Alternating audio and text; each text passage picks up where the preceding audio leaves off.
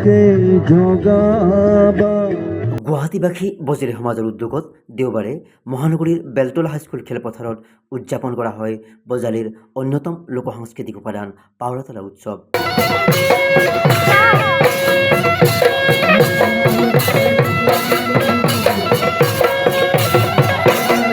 বজালী সমাজৰ সাধাৰণ সম্পাদক কন্দৰ্প কুমাৰ শৰ্মাই আঁত ধৰা অনুষ্ঠানত কণ্ঠশিল্পী ৰীণা ৰাভা দেৱী, ডাক্তৰ অমীয় শৰ্মা, অৰ্চনা বৰুৱা আৰু মানৱজ্যোতি শৰ্মাই গীত পৰিৱেশন কৰি উপস্থিতসকলক মুগ্ধ কৰে।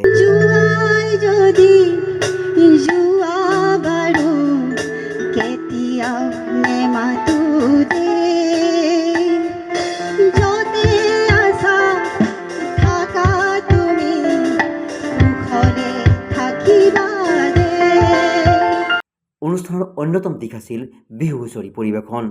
মোৰ জাহান ৰঙিলি উচ্চ চাপি চাপি, মোৰ জাহান পমিলি নাহিবা নাচনি, মোৰ জাহান ৰঙিলি মোৰ জাহান পমিলি, গাটেগা লাগিব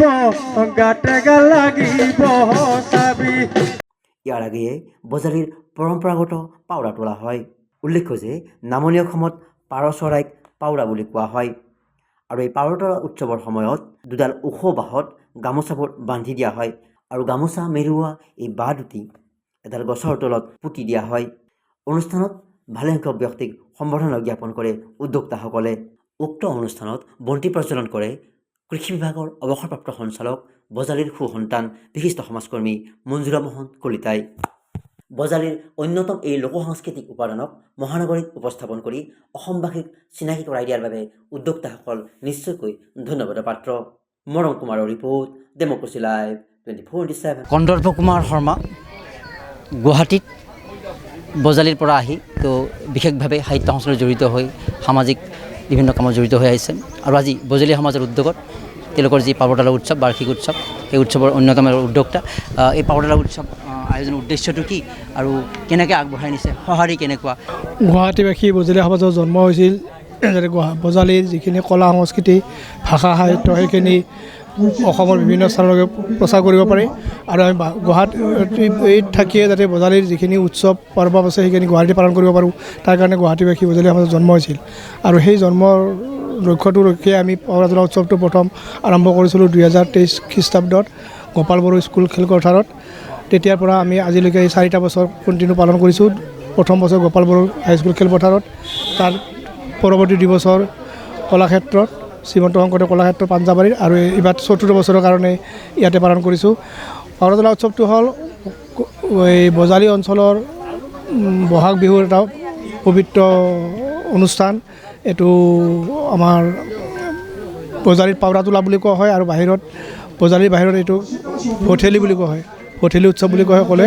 কিন্তু আমাৰ বজালী পাউৰাতলা উৎসৱটো অকল বজালীতে পালন কৰে আৰু সেই পাউৰাতলা উৎসৱটো আমি যিহেতুকে বজালীত গৈ সদায় পালন কৰিব নোৱাৰোঁ, গুৱাহাটীত পালন কৰাৰ কাৰণে আৰু গুৱাহাটীৰ মানুহখিনিও যাতে বা অসমৰ বিভিন্ন প্ৰান্ততো যাতে আমাৰ পাউৰাতলা বস্তুটো কি জানিব পাৰে, সেইটো প্ৰচাৰ কৰাৰ কাৰণে আমি গুৱাহাটীত এই বস্তুটো পালন কাৰণে পদক্ষেপ লৈছোঁ, হাতত লৈছোঁ।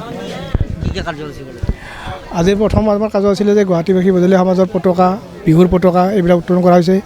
জুবিন গাৰ্গকে ধৰি আমাৰ যিসকল শিল্পী, সাহিত্যিক বা সমাজকৰ্মী আমাক এৰি ইয়াৰ পৰা গুচি গ'ল, তেখেতসকলৰ পবিত্ৰ স্মৃতি দৰ্পণ আৰু অসমীয়া জাতিৰ কাৰণে মংগল কামনা কৰি ভগৱানৰ ওচৰত বন্তি প্ৰজ্বলনেৰে আমি আজি কাৰ্যসূচী আৰম্ভ কৰিছোঁ আৰু তাৰপিছতে আমাৰ মূল কাৰ্যসূচী পাউৰাতলা উৎসৱ আছিল। পাউৰাতলা উৎসৱ আমাৰ উত্তোলন কৰিছে ডক্টৰ অমীয় কুমাৰ শৰ্মা আৰু আমাৰ বজালী সমাজৰ পিতামহ হৰেণ দাসদেৱে আৰু তাৰপিছতে আমাৰ আজি বিভিন্ন গীত মাত নৃত্য অনুষ্ঠানে চলিছে। বিহু নৃত্য, ঝুমুৰ নৃত্য, জুবিন গাৰ্গৰ গান, ভূপেন হাজৰিকাৰ গান, বিহু গান, এনেকৈ বিভিন্ন ধৰণৰ গান, কৌতুক, কবিতা আবৃত্তি এনেধৰণৰ বিভিন্ন